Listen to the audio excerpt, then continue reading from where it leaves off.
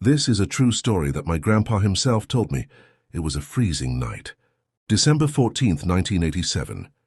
The Black Ridge Mountains of Pennsylvania were silent, covered in snow. At exactly 11:47 p.m., train number 44 entered the Black Ridge Tunnel. Inside that train were 63 people, families, workers heading home, a group of college students and one tired railway guard doing his last shift before Christmas. But when the train came out the other side, there wasn't a single soul inside. The engine kept moving. The cars kept rolling. The seats were still warm. Half-eaten sandwiches were on the tables. A child's toy train lay on the floor. But every single passenger was gone. No one saw them leave. No one saw them taken. They had vanished inside that tunnel. This wasn't a ghost story. This wasn't some wild legend. It was real. It happened. And for decades, no one could explain it. Before we dive into the story, tell us from which part of the world you are listening to these stories, and don't forget to like and subscribe to listen to more stories like this. Now just close your eyes and listen. The Black Ridge Tunnel was old, built in the early 1900s by British contractors. It had a reputation. Locals called it the mouth of the mountain. Train number 44 was scheduled for a simple run that night, from Harrisburg to Pittsburgh. It wasn't fancy, just 3 passenger cars, an engine, and a cargo wagon. The passengers, Thomas and Mary Campbell, a young couple returning from visiting family. David Klein, a 42-year-old salesman with a suitcase full of Christmas gifts for his kids. Angela Harper, a college student heading home for the holidays. And many more ordinary people on an ordinary night. But at 11:47 p.m. they entered the tunnel and were never seen alive again. When Train 44 rolled out of the Black Ridge Tunnel on the western side at 11:53 p.m., the signalman waiting there noticed something strange. The train didn't slow down. No lights inside. And when he looked through the windows, he saw no one. He thought maybe everyone was asleep. But when he climbed aboard at the next stop, his blood ran cold. Every single car was empty. Luggage was there. Jackets were still on the seats. The guard's lantern was on the floor, still burning. But no people, not one. It was as if 63 passengers had been erased from existence. Police were called immediately. Officers swarmed the train at the next station. They expected to find something. Signs of a robbery, a struggle, anything. But there was nothing. The last radio contact from the driver happened minutes before entering the tunnel. He reported, "Approaching Black Ridge, all clear." After that silence, by 2 a.m. the families of passengers had been notified. Some refused to believe what they heard. How could an entire trainload of people just vanish? By sunrise, news reporters were outside the Black Ridge Tunnel, shoving cameras at police officers and shouting, "Was this a hijacking? Is there a terrorist group involved? Where are the missing people?" No one had answers. At dawn, investigators walked the length of the tunnel. It was cold, damp. The walls dripped with water. They found scratches on the walls in some places, deep, frantic marks as if someone had clawed at the stone. One officer found a shoe, small red, belonging to a child. Another found a note scribbled in pencil on the back of a railway ticket. "Help us, please." The deeper they went, the more uneasy they felt. One policeman later said, "It felt like the tunnel was watching us, like it didn't want us there." In the guard's cabin, under the seat, they found a small leather notebook. It belonged to Samuel Price, the train guard. Most of the entries were ordinary. Notes about schedules, passengers, little complaints about the cold. But the last entry was different. It read, "If anyone finds this, know that we didn't choose this. Something is here with us. They won't let us leave. God help us all." The writing was rushed, shaky, as if written by someone who knew they were about to die.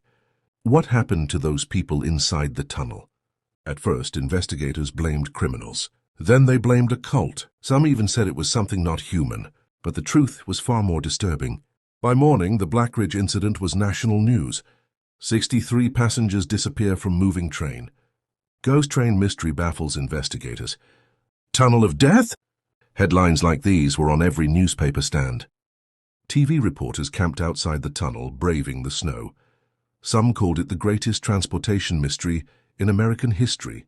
Others whispered a more chilling word: haunting. By noon, families of the missing arrived at Black Ridge Station. Margaret Klein, wife of the salesman David, stood in front of cameras, tears freezing on her cheeks. "My husband was on that train. They can't just vanish. Someone knows where they are. Someone did this." The Harpers, Angela's parents, clutched her photograph as if letting go would mean losing her forever. Dozens gathered, holding candles and shouting at police officers. "Find them! Do your job! Bring them back!" It was chaos. The Blackridge police chief, Robert Miller, faced the press and said only, "We are investigating every possibility. We won't stop until we know what happened." But deep down, even he didn't believe they would be found alive. As night fell, whispers spread. Some said the tunnel was haunted, cursed since the day it was built. Others swore they heard screams and a train whistle echoing through the mountain, hours after Train 44 had passed. A trucker claimed he saw figures walking near the tracks in the early morning fog, but when he stopped, they vanished. The locals had always called the Blackridge Tunnel the mouth of the mountain.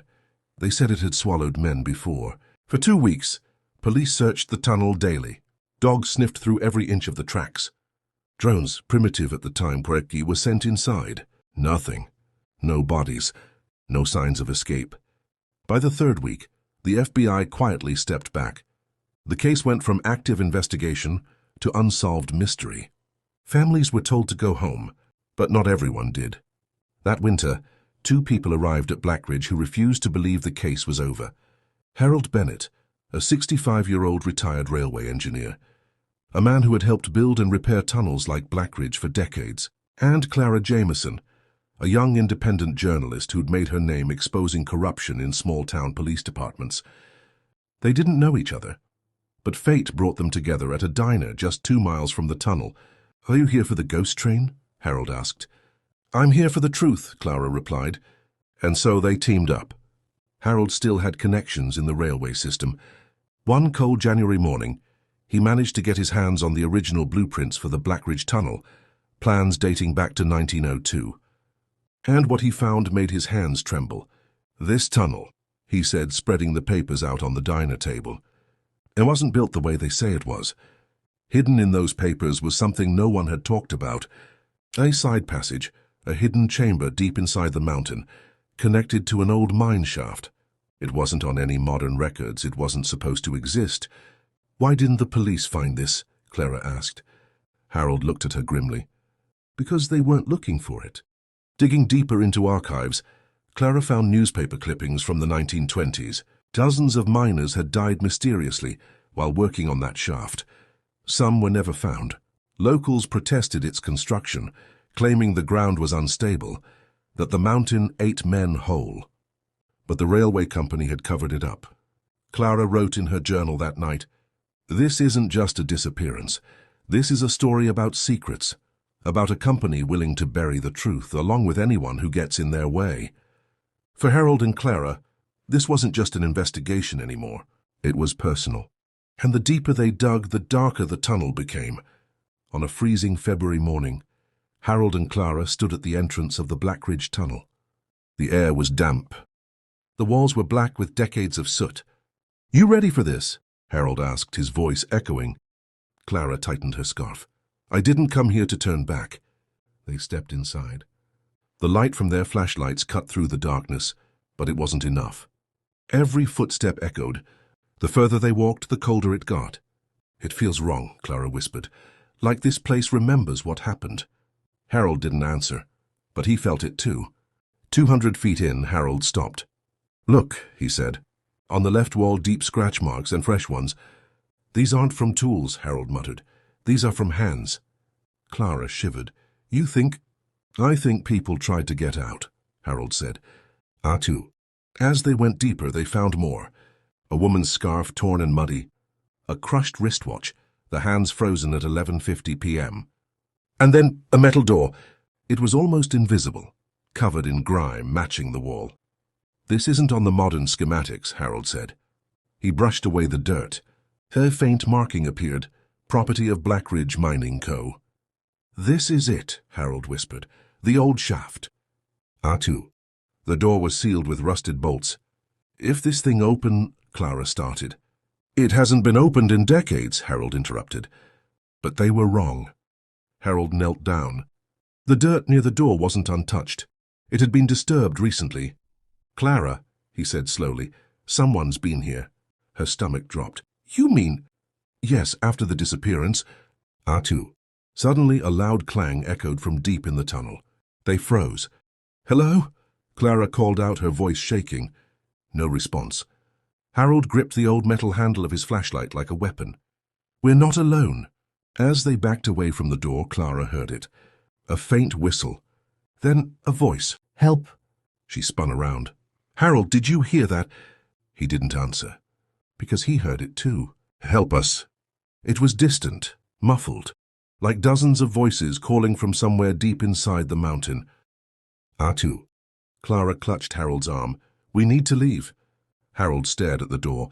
"Or we need to open it." That night, Clara wrote in her notes, "I felt them, I swear I did. Those people, and they're still here, and something doesn't want them to leave." They couldn't stop now. If this door held the answers, they would find a way to open it. The next day, Harold brought tools, crowbars, cutters, and a portable light. It took hours. The bolts screamed as they were forced loose. Finally, with one last push, the metal door gave way. And behind it, a narrow, descending passage. The air smelled foul. "This isn't just a tunnel," Harold muttered. "It's a grave." They walked down carefully. The passage was steep. And then they saw them. Personal belongings. A broken pair of glasses, a torn handbag, a child's shoe, the same one police had found weeks ago. But this wasn't the police evidence. This was more. Dozens of items, left behind by people who had gone down here and never come back. "Atu." And then Clara spotted something on the wall. Written in chalk, messy, frantic. "Don't go deeper. They are watching." "Atu." Harold's voice trembled for the first time. "Clara, we need to get out of here now." But as they turned to leave, they heard it again. A whistle. Closer this time. For Harold and Clara, this was no longer just an investigation. It was survival. The deeper Harold and Clara went, the heavier the air became. Their flashlights flickered against jagged stone walls, revealing a narrow, twisting shaft that seemed to go on forever. "How far does this go?" Clara whispered. "Too far," Harold replied grimly. At about 50 feet down, they saw wooden supports, old mining beams cracked and rotting. "This whole place could collapse any second," Harold warned. "Then let's make it quick," Clara said, her voice shaking but steady. Then they saw it. A shape on the ground. Harold knelt down and pointed his light. A skeleton. The clothes were shredded but still clinging to the bones. A railway badge hung around its neck. "It's the guard," Harold muttered. "Samuel Price. The man who wrote the diary." His bony hand clutched a piece of paper. Harold carefully pried it loose. On it were just 3 words scrawled in pencil. "They took us." At the bottom of the shaft, the narrow passage opened into a massive underground chamber. It smelled like rust and death. Their light swept across the room and froze. Dozens of skeletons, men, women, children, scattered across the floor, some piled in corners. Clara covered her mouth, fighting the urge to scream. "Oh my God," she whispered. "They're all here." But there was more. At the far end of the chamber, half buried in rock and debris, they saw metal. A curved shape. Harold's breath caught. That's part of a train car. The missing cars from Train 44. Crushed, mangled. The mountain had swallowed them whole. "It wasn't ghosts," Harold said. "It was the ground," Clara replied. The old mining shaft had collapsed beneath the tunnel, creating a void. When Train 44 passed through, the ground gave way, pulling cars and passengers into the hidden chamber. The engine and some bogies stayed on the track, but the people never made it out. They didn't just vanish. They were buried alive. As they searched the chamber, Harold spotted something else. Fresh wood panels nailed over parts of the wall. "This isn't old," he said, knocking on them. "Someone boarded this up recently." Clara frowned. "But why?" Then she saw it. Crates, modern, marked with the railway company's logo. Inside, cement bags and tools. They weren't just ignoring the truth. They were covering it. Clara put it together. "Harold, they knew. They knew about this passage. They knew the ground wasn't safe, and instead of fixing it, they sealed it off. They left them here." Harold nodded grimly. The passengers didn't just die in an accident. They were sacrificed to keep a secret. Suddenly, the air shifted. A low rumble echoed through the chamber. Then a whistle, not distant, not faint, right there. Clara's light flickered. "Harold," she whispered, "tell me you heard that." He swallowed hard. "I heard it." From the darkness behind the collapsed train car, they heard movement, slow, dragging, something alive. "We need to go," Harold said. But before they could move, a voice echoed through the chamber. "You shouldn't be here." Clara and Harold bolted up the shaft, their footsteps pounding on the stone. Behind them, the sound of metal scraping now, like something massive was shifting in the dark. They didn't stop until they were back at the metal door, slamming it shut behind them. Both collapsed against the tunnel wall, gasping for air. "What the hell was that?" Clara panted. Harold didn't answer, because he didn't know. They had found the truth, but they had also learned something far worse. The mountain wasn't done with them. Back at the diner, Clara typed furiously on her old laptop. Her article, "The Black Ridge Cover-Up, What Really Happened to Train 44, was explosive. She detailed everything. The hidden passage, the collapsed shaft, the bodies, the fresh construction supplies in the chamber. This wasn't just a tragedy, so it was criminal negligence. She sent it to 3 major newspapers and waited. 2 days later, the replies came in. "We can't publish this, too speculative. Our legal team says it's a liability risk. Drop the story, Miss Jameson." No one wanted to touch it. Then came the phone call. Clara picked up. A low male voice. "Stop digging, or you'll end up like them." Click. She sat frozen. "Harold," she whispered, "they know about us." That night, Harold confessed something. "I helped build Blackridge," he said quietly. Clara stared at him. "What?" "Back in the 60s. I didn't know about the side passage back then, but I knew the company cut corners. We all did. They didn't reinforce parts of the tunnel. Too expensive, they said." He buried his face in his hands. "We built a tomb, and now they want it to stay sealed." The next morning, Harold's truck was vandalized. "Stay out" was spray-painted across the windshield. Clara's apartment was broken into. Her notes gone. Her laptop smashed. They were being watched. "We can't stop now," Clara said. "If we go back there, we might not come out," Harold warned. "Then we don't go back for answers," she said. "We go back for proof." They returned to Blackridge that night. This time Harold brought an old Super 8 camera. "If they won't believe our words," he said, "maybe they'll believe what they can see." They pried open the metal door again. The stench of death hit them like a wall. "Quick," Clara said, "film everything." Harold filmed the chamber, the skeletons, the rusted train car. He zoomed in on the fresh crates with the railway logo. And then the writing on the wall. "Don't go deeper. They are watching." "2. Suddenly the camera light flickered. "Not now," Harold muttered, smacking it. But then they heard it. Footsteps. Slow, deliberate. "Harold," Clara whispered. From behind the crushed train car, figures emerged. Not ghosts, not miners. Men, dressed in dark uniforms, faces covered with masks. "Who are you?" Clara shouted. No answer. One of them raised a flashlight and aimed it right at them. "Go!" Harold yelled. They sprinted back up the shaft. The men followed, boots thundering against stone. Clara tripped, scraping her knees. Harold dragged her up. They didn't stop until they were out of the tunnel, gasping for air under the freezing night sky. They drove to a motel, shaking. Harold rewound the Super 8. The footage was grainy but clear. Skeletons, crates, the writing on the wall. And for a brief moment, one of the masked men staring right at the camera. And now Clara said they can't ignore us. But what they didn't know was that someone was already on their way. And this time, they weren't coming to scare them. They were coming to silence them.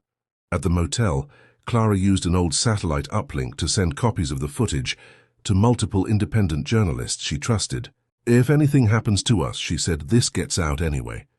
Harold nodded. "Smart, but we need to move. They'll find us." At 2 a.m. there was a knock at the door. 3 slow taps. Clara froze.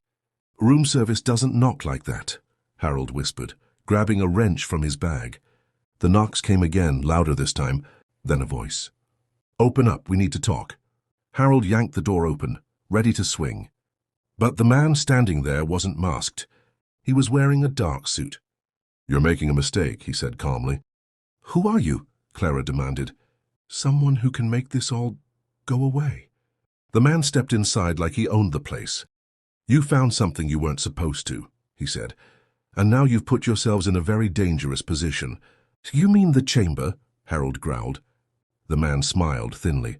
Call it what you want, but here's the deal. You walk away and this ends. No stories, no footage. You get to live your lives. And if we don't? Clara asked. His smile vanished. Then you end up like the rest of them. Clara slammed her hand on the table. Why let those people die? Why cover it up? The man sighed like he was tired of playing. That shaft collapsed once before, he said. We knew it would again. The company didn't want to spend millions reinforcing an unused line. It was cheaper to close it off and pretend it didn't exist. So you buried them alive, Harold spat. We contained a problem, the man replied coldly, and we're containing it again now. Harold didn't wait. He swung the wrench. The man ducked, pulling a pistol from under his jacket. Enough, he barked.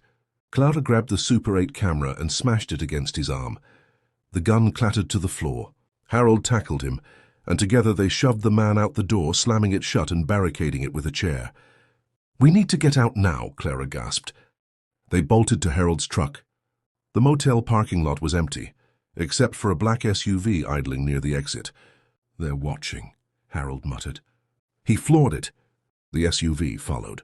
For miles they sped through winding mountain roads, headlights cutting through the darkness. The SUV stayed close. Clara gripped the dashboard. They're not letting us leave. Harold took a sharp turn onto an unmarked road. The SUV overshot, buying them precious minutes. By dawn, they reached an abandoned ranger station deep in the forest. It wasn't much, but it was quiet. We'll hide here until I can get more copies of the footage out, Clara said. And then? Harold asked. Then we burn them. We burn them in the press. While Clara set up her equipment, Harold went through the notes they'd stolen from the crates. Blueprints, internal memos, one dated December 15th, 1987, the day after the disaster. It read, "Seal the shaft, no recovery, no press, losses acceptable." Harold's hands shook. They didn't even try, he said quietly. They knew people were alive down there and they left them to die. Suddenly, Clara's radio, an old emergency band scanner, came alive. Static. Then, a whistle. Faint, echoing. "Harold," Clara whispered. Then a voice. "Help us." They stared at the radio. It wasn't possible, but it was there. The voices of the dead. Still calling, still trapped in the mountain. Harold and Clara now had proof. But they also had a choice. Expose the truth, or end up like train number 44. Harold and Clara sat in silence, staring at the radio. The faint voice, "Help us," still echoed in their ears. "We can't walk away now," Clara whispered. Harold nodded slowly. "Then we make sure the whole damn world sees what they did." Clara rigged her satellite uplink to dump the footage online, not just to journalists, but to public servers, forums, and news channels all at once. "Once this uploads," she said, "they can't stop it." Harold stared out the window at the tree line. "They'll come for us before it's done," he said. Clara didn't look up. "Then we make sure it finishes before they get here." At 4:37 a.m., headlights appeared in the distance, multiple vehicles. "They found us," Harold said. Clara checked the progress bar. 78%. "Just a little longer," she whispered. The black SUVs pulled up outside. Doors slammed. Footsteps. Dozens of them. "Go out the back," Harold said. "I'm not leaving you," Clara snapped. "You want this to get out? Then someone has to keep them busy." Before she could argue, he shoved the camera bag at her. "Get it done, tell their story." And before she could stop him, Harold stepped out the front door. "You want me?" Harold roared into the cold air. "Come and get me!" The men in black swarmed. Gunshots echoed in the forest. Clara didn't look back. She ran. In the woods, Clara found signal long enough to see the notification. Upload complete. The footage was live. In seconds, it began spreading across the internet. The world would finally see the chamber, the bodies, the crates, and the masked men who chased them. Within hours, the footage hit national news. Railway executives scrambled to deny everything. But the evidence was undeniable. The Blackridge Tunnel was sealed by federal order. Multiple officials resigned. Lawsuits were filed. And for the first time, the families of the victims had answers. Harold Bennett's body was never found.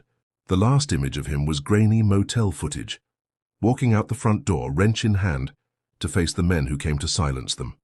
Clara attended the memorial service for the 63 passengers. When asked why she risked everything, she said, "Because they deserve to be heard, even in death. The Blackridge Tunnel is gone now, collapsed and sealed. No trains pass through it. No one dares get close. But locals say that on quiet winter nights, if you stand near where the entrance used to be, you can still hear a train whistle. And sometimes voices. Help us. Leave a like and subscribe, and good night. See you tomorrow with another story."